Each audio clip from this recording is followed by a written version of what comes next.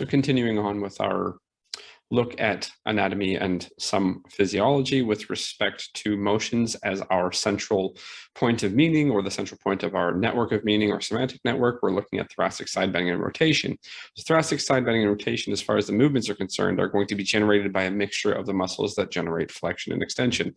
So some of this is going to be a mild repeat of what we've already looked at with thoracic flexion and extension. So we won't necessarily be as in-depth because that information is already contained within those pieces or those presentations. So looking at those first prior to this, so thoracic flexion, thoracic extension, will allow for some deeper understanding as to what we're doing here. Now, also noting that what I'm doing with this as far as the osteopathic considerations is being somewhat light and somewhat general on purpose, where you would probably be able to get more information in depth on the particulars that I'm pointing to, but the aim is to give you a good overview so that you can then connect these pieces or these details of anatomy and physiology with the movement in a connected network of meaning. So our main objectives here, as with all of the others, we're going to look at a specific discussion of what thoracic side bending and rotation are with respect to planes and axes. So we continue to repeat that portion. A general discussion of the muscles that side bend and rotate the thorax. General discussion of the nerves that supply these muscles, the muscles of thoracic side bending and rotation. So we've already talked about those nerves, but we will reiterate it so that you understand their path and the relationship to some degree. General discussion of the vascular supply. Again, we've already done this with thoracic flexion and extension, so it's somewhat of a repeat. A general discussion of the areas to assess and treat should thoracic side bending and rotation issues be suspected or reported.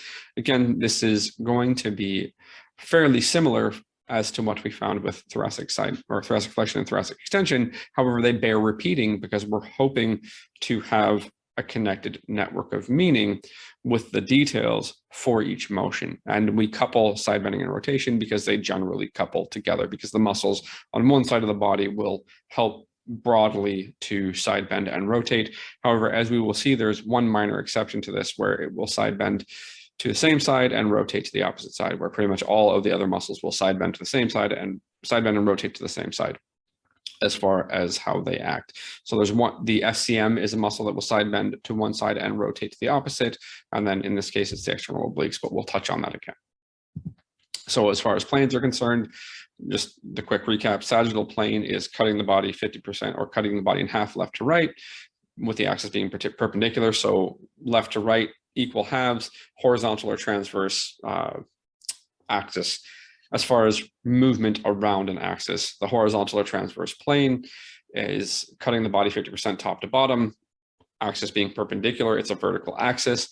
The frontal plane or the coronal plane, body 50% front to back, and then it is an AP or PA axis. So the two planes that we're looking at here, side bending is going to occur in the coronal or frontal plane. So it's going to be rotation in the coronal or frontal plane around an AP or PA axis. That side bending rotation is going to be movement in the horizontal or transverse plane about a vertical axis. So those are the two planes that we're talking about. With flexion and extension, we're talking about the sagittal plane.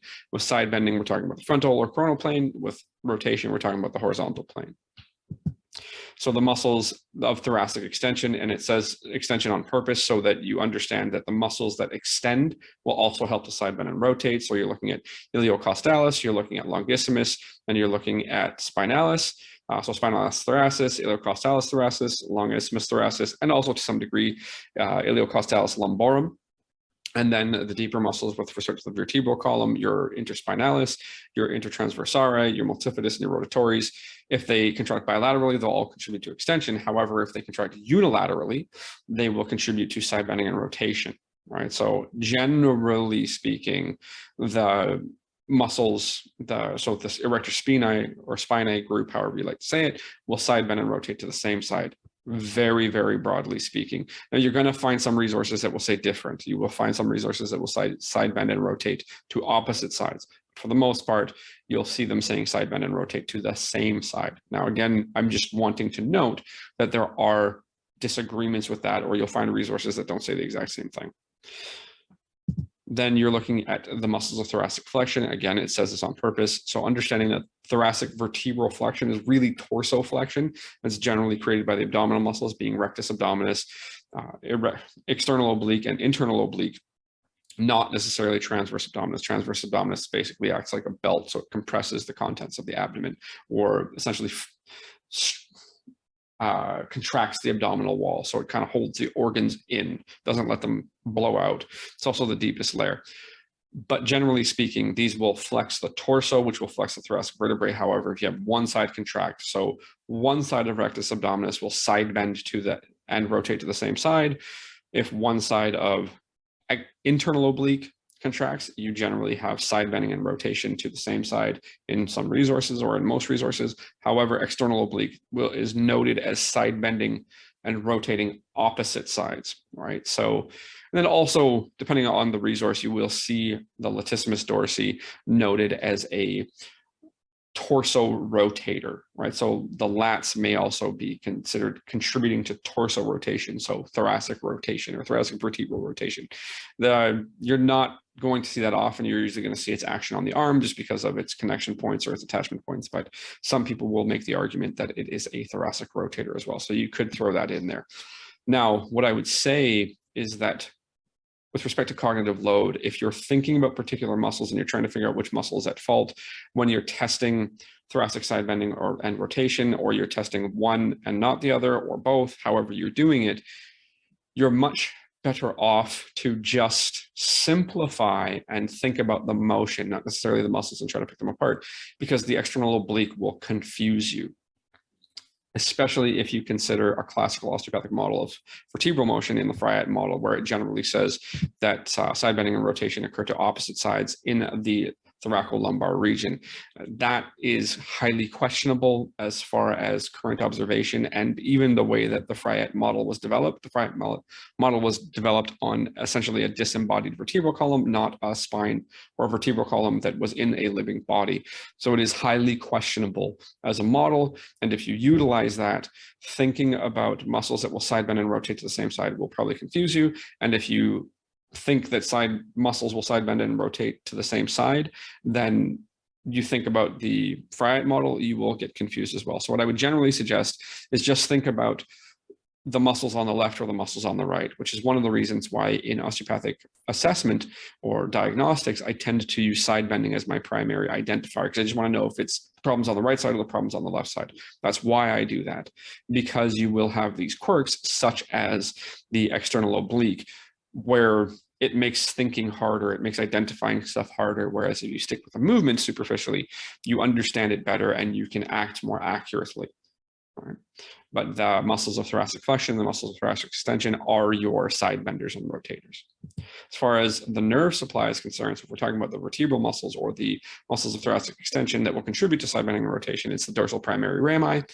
If you're looking at the diagram that's on the screen, what you're looking at is the SP being going downwards and the erector mass being around it. So the dorsal primary rami is going back around out of the spinal cord, out of the intervertebral spaces, or the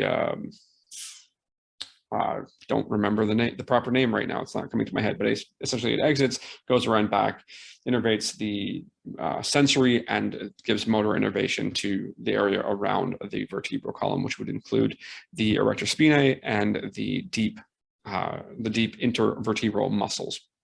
As far as the abdominal muscles, primarily what you're looking at is intercostal nerves. So they're the anterior primary rami, which will innervate the body wall along the full vertebral column. However, in the area of the thorax, what they're going to do is they're going to innervate the intercostal musculature, and then they're going to come forwards and essentially descend, and they're going to innervate, for the most part, the abdominal muscles. So rectus abdominis, external obliques, and then I believe there is some degree to which the internal obliques will get some innervation from the upper portion of the lumbar region, but that isn't necessarily something that needs to be extremely specific. So just understanding that the intercostal nerves will innervate the abdominal wall. So you've got the dorsal primary rami and the anterior primary rami. So if you're trying to think about the nerves with respect to side bending and rotation in the thoracic region, then you can get easily confused. You're going to chase everything, which is why I would again suggest looking at the motion rather than attempting to chase the nerve. Because you're attempting to chase the nerve, you've got to chase both roots, and you've got to chase them in a very essentially circuitous fashion. So working with the motion, if you generally look at the motion, identify the motion problem and work with that, then you don't necessarily have to think as accurately about the nerves. You will have some impact on them and you can think about them after, but in the case of side bending and rotation, you have to think about both routes. Whereas if you think about the motion, you will act more accurately to the problem at hand. As far as the blood supply, so if you're looking at the vertebral muscles, you're looking at the posterior intercostal arteries, right? So they are coming directly off of the thoracic aorta. They will go posterior. They will provide some supply to the vertebral column, so the actual bones, like the vertebral bodies. They will provide some blood to the spinal cord at the appropriate level. They will also provide blood to the vertebral musculature. If you're looking at the abdominal muscles, then you're looking essentially at some circulation off of out of the iliac region or the iliac circulation, as well as some off of the thoracic circulation. But all of that's going to primarily come off of the internal thoracic or the internal mammary as it descends and becomes the superior epigastric. So you'll get some directus abdominis there, maybe as well some branches going towards some of the intercostal branches feeding to the external oblique. The inferior epigastric artery and to some degree the superficial epigastric artery will supply the abdominal wall as well, and then you may get some off of some of the lumbar circulation depending on the particular muscle that you're looking at, and that's more so likely to be the internal oblique, right? But you have a very circuitous route of circulation there as well. You have a lot of things to consider. So if you're considering blood supply with respect to the thoracic side bending and rotation, you have to consider a lot. Whereas if you consider the motion itself, then you're going to act accurately to the problem at hand. And then if you need to consider it as far as which artery or which nerve, you can then consider that after. You will be better served that way, as opposed to confusing yourself while you're trying to help the patient. As far as the drainage is concerned, for the most part, what you're going to have is drainage entering the azygous system. So on the right, it is the azygous vein. On the left, on the top, it's the accessory hemiazygous. On the bottom, or region of the upper region of the thoracic cage, the bottom region of the thoracic cage. So upper is accessory hemiazygous, bottom is azygous, and those will drain into the superior vena cava. So that's your primary consideration with respect to venous drainage for these muscles, for these motions. However, again, that said, this becomes very confusing to target, whereas if you target the motion, you're going to act more accurately to the problem at hand. The areas of consideration for assessment and treatment, well, considering that thoracic flexion and extension is the exact same area. So it's the ribs and the T-spine, very broadly speaking, or the thoracic vertebrae, very broadly speaking. Want to make sure that they're moving in the way that they should. So you test left side bending. And if you want to call it left side bend, you have to prove that by proving that it will not right side bend. If you want to call it right rotated, you have to prove that by trying to left rotate it and saying it won't, and noting that it won't left rotate. But you're also considering the ribs because there's a large amount of muscles that are connected to the ribs that are going to generate these motions. So those are your areas of consideration for assessing. And when you find a problem, you would treat according to the motion. As far as things that you want to be careful with, again, known or suspected fractures or tears, you are a little bit more likely to have a tear in an abdominal muscle than an intercostal muscle or a vertebral muscle, so the retrospinae. You're not likely to have a tear in them. It's not impossible, but it's unlikely. It is not strange in any sense, especially with trauma, to have fractures to the ribs and fractures to the thoracic vertebrae. It does happen. You're going to find some degree of fracture to spinous processes as well as transverse processes. So if you have any reason to suspect through recent trauma or patient report that there could be a fracture or a tear, you are going to be extremely careful. It's a contraindication, broadly speaking. Any known or suspected thoracic aneurysm, so we've already touched on this with respect to thoracic flexion and extension, noting that an aneurysm in any portion of the aorta in the thorax is hard to identify. So it would have likely been pre-identified by a medical professional, usually in the form of a physician.